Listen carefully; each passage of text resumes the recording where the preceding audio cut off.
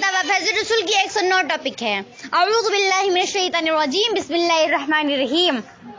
حضور اقدس صلی اللہ علیہ وسلم کے روضہ مبارک کو ہاتھ سے بوسہ لینا اور اس کا طواف کرنا اور منہ سے چومنا اور اتنا جھکنا کہ دیکھنے والے کو معلوم ہو کہ حالت رکوع میں ہے، یہ کرنا عند الشرع جائز ہے یا نہیں؟ جواب باثواب مرحمت فرمائے۔ جواب: حضور اقدس صلی اللہ علیہ وسلم کے روضہ مبارک کو ہاتھ سے بوسہ لینا یا اس کے منہ سے چومنے کا سوال ہی نہیں پیدا ہوتا کہ کسی انسان کی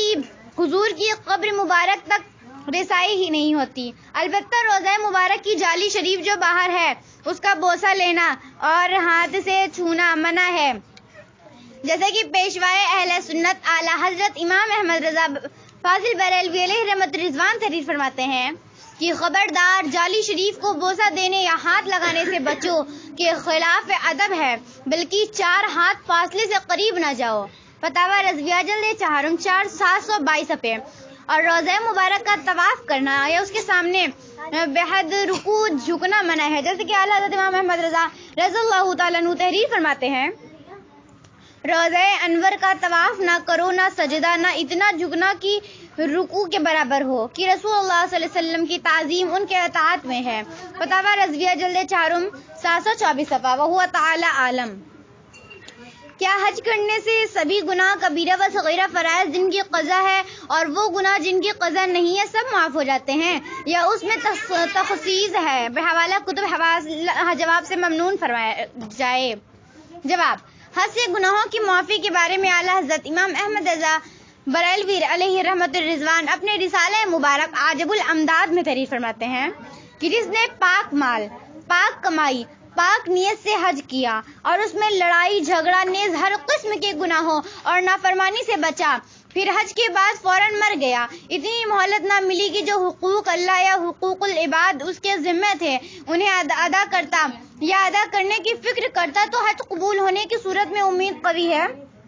کہ اللہ تعالیٰ اپنے تمام حقوق کو معاف کر دے اور حقوق العباد کو اپنے ذمہ پر لے کر حق والوں کو قیامت کے دن راضی کرے اور خصومت سے نجات بخشے۔ اور اگر حج کے بعد زندہ رہا اور حت المکان حقوق کا تدارک کر لیا، یعنی سالہائے گزشتہ کی مابقی زکوٰۃ ادا کر دی، چھوٹی ہوئی نماز اور روزے کی قضا کی، جس کا حق مار لیا تھا اس کو یاد آنے کے بعد اس کے وارثین کو دے دیا، جسے تکلیف پہنچائی تھی معاف کرا لیا، جو صاحب حق نہ رہا اس کی طرف سے صدقہ کر دیا، اگر حقوق اللہ اور حقوق العباد میں سے ادا کرتے کرتے کچھ رہ گیا تو موت کے وقت اپنے مال سے ان کی ادائیگی کی وصیت کر گیا۔ خلاصہ یہ ہے کہ حقوق اللہ اور حقوق العباد سے چھٹکارے کی ہر ممکن کوشش کی تو اس کے لیے بخشش کی اور زیادہ امید ہے۔ ہاں، اگر حج کے بعد قدرت ہونے کے باوجود ان امور سے غفلت برتی انہیں ادا نہ کیا تو یہ سب گناہ از سری نو اس کے ذمہ ہوں گے، اس لیے کہ حقوق اللہ اور حقوق العباد تو باقی ہی تھے، ان کی ادائیگی میں تاخیر کرنا پھر تازہ گناہ ہوا جس کے ازالہ کے لیے وہ حج کافی نہ ہوگا، اس لیے کہ حج گزرے ہوئے گناہوں یعنی وقت پر نماز، روزہ وغیرہ ادا کرنے کی تفسیر کو دھوتا ہے۔ حج سے قضا شدہ نماز اور روزہ ہرگز نہیں معاف ہوتے اور نہ آئندہ کے لیے پروانہ آزادی ملتا ہے۔ انتہا کلام ملخصہ۔ حضرت علامہ ابن عابدین شامی رحمۃ اللہ تعالی تعریف فرماتے ہیں: ان الحجۃ والحج لا یغفرن المظالم ولا فیہا بالکبائر وانما یغفرن من الصغائر۔ وقال الترمذی هو مخصوص بالمعاصی المتعلقة بحق الله تعالى على العباد لا يسقط حق نفسه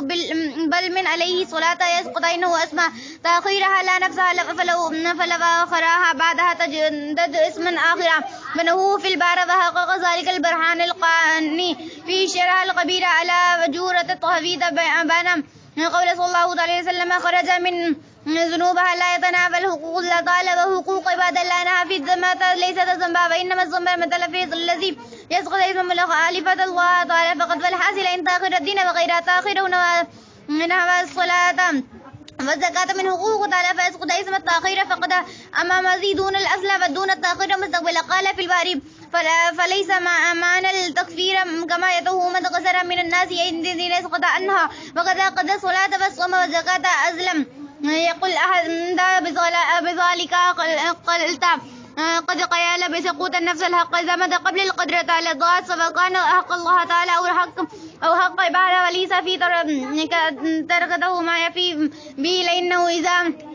إذا سقط اسم التأخير فلم يتحقق منه اسم بعده فلا معنى من سقوط النفس الحق أما حق الله تعالى فظاهر فإما حق العبادة فالله تعالى يرضى خدمة عنها والحاصل كما في البحر إن المسلم زنا تعالى فلا يقضى تغفير الحج الكبائر من حقوق تعالى فضلا ان حقوق عبادت الخزانة المحتاج جل ثاني 255 صفحے والله تعالى ورسوله الاعلى علم جل جلاله صلی اللہ مولا تعالی علیہ وسلم. زید 30 سال سے ایک مدرسے میں تعلیم دے رہا ہے. خدا تعالیٰ نے اس کو حج بیت اللہ سے سرفراز فرمایا. دریافت طلب یہ امر ہے کہ ان کو ایام حج کی تنخواہ کا مطالبہ کرنا اور کمیٹی کا ان کے مطالبے کو منظور کرنا جائز ہے یا نہیں؟ جواب: حج کی ادائیگی میں جو ایام صرف ہوئے ان ایام کی تنخواہ کا مطالبہ جائز نہیں اور ایسے مطالبہ کا منظور کرنا بھی جائز نہیں، اس لیے کہ مدرسے ان ایام کی تنخواہ کا مستحق نہیں ہے. جیسے کہ شامی جلد سوم مطبوعہ ہند 408 صفحے میں ہے ان المدرسہ فنوہا اذا صاب اثر من المرضى او الحج به صلى يمكن المباشر لا يستحق المعلومه الا ان اراد الحكم في المعلومه على نفس المباشرة فإن وجدها استحق المعلومة والعفد وهذا هو الفقه هذا ما ظهر الولي ما عند الله تعالى ورسوله جل جلاله صلی اللہ تعالی علیہ وسلم. کتاب النکاح، نکاح کا بیان. نکاح کرنا حدیث میں سنت ہے اور قرآن میں فرض. اب اگر ہم قرآن پر عمل کر رہے ہیں تو حدیث چھوٹ رہی ہے اور اگر ہم حدیث پر عمل کر رہے ہیں تو قرآن چھوٹ رہا ہے. اب ہم کس پر عمل کریں؟ مدلل اور مفصل جواب تحریر فرما کر شکریہ کا موقع عنایت فرمائے، عین کرم ہوگا. جواب: جو شخص مہر و نفقہ کی قدرت رکھتا ہو اور اسے یقین ہو کہ بحالت تجدد زنا کی معصیت میں مبتلا ہو جائے گا تو نکاح کرنا فرض ہے، اور اگر زنا کا یقین نہیں ہے بلکہ صرف اندیشہ ہے تو نکاح کرنا واجب ہے، اور اگر شہود کا بہت زیادہ غلبہ ہو تو نکاح کرنا سنت مؤکدہ ہے. اگر اور اس بات کا اندیشہ ہے کہ نکاح کرے گا تو نان و نقفہ نہ دے سکے گا یا نکاح کے بعد جو فرائض متعلقہ ہیں انہیں پورا نہ کر سکے گا تو نکاح کرنا مکروہ ہے، اور اگر ان باتوں کا اندیشہ ہی نہیں بلکہ یقین ہو تو نکاح کرنا حرام ہے. در مختار رد المختار بہار شریعت. خلاصہ یہ ہے کہ بعض صورتوں میں نکاح کرنا سنت ہے اور بعض صورتوں میں فرض ہے. نہ ہر صورت میں نکاح کرنا سنت ہے اور نہ ہر صورت میں فرض ہے، اور قرآن کی کسی آیت میں نکاح کے فرض ہونے کی تنصیص نہیں. وہو تعالی عالم.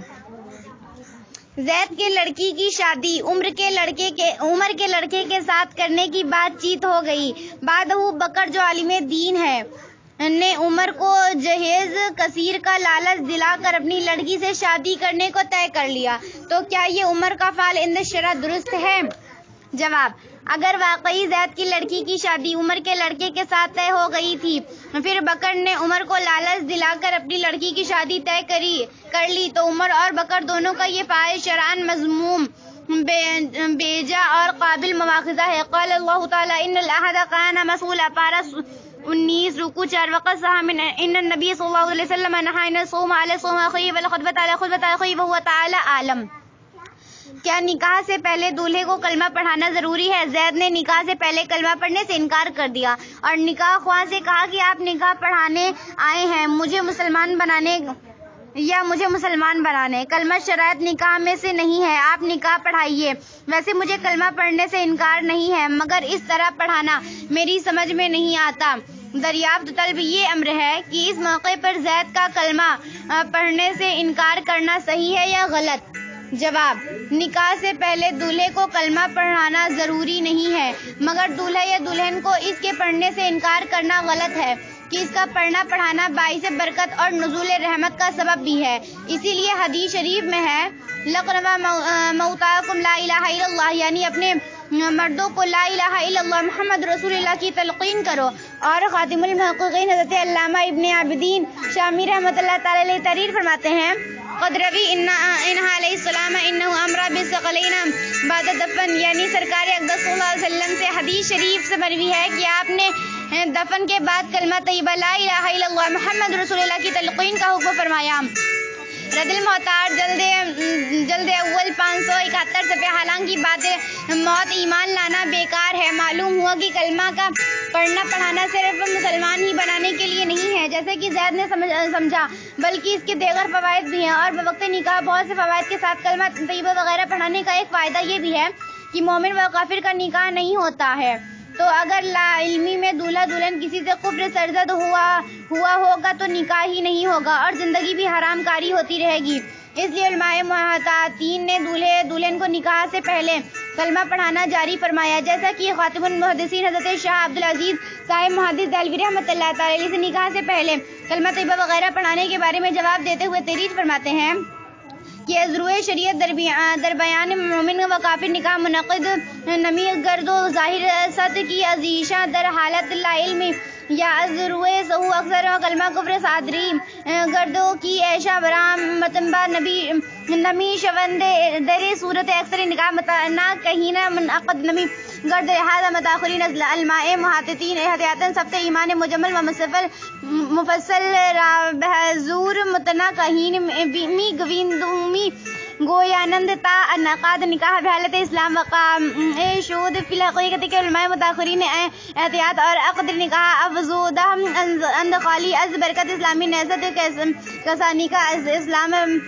بہرا نظار ند بلطف آنکھ می رسند، یعنی شریعت مطالعہ کے قانون کے مطابق مومن اور کافر کے درمیان نکاح منعقد نہیں ہو سکتا، اور ظاہر ہے کہ دولہا دلہن سے لا علمی کی حالت میں یا بھول سے اکثر کلمہ کفر صادر ہو جاتا ہے جس سے وہ لوگ آگاہ نہیں ہوتے، اس صورت میں اکثر ان کے نکاح منعقد نہیں ہوتا۔ اس لیے متاخرین علماء محتاطین احتیاطاً ایمان مجمل و مفصل کے مضمون کو دولہا دلہن کے سامنے پڑھتے اور پڑھاتے ہیں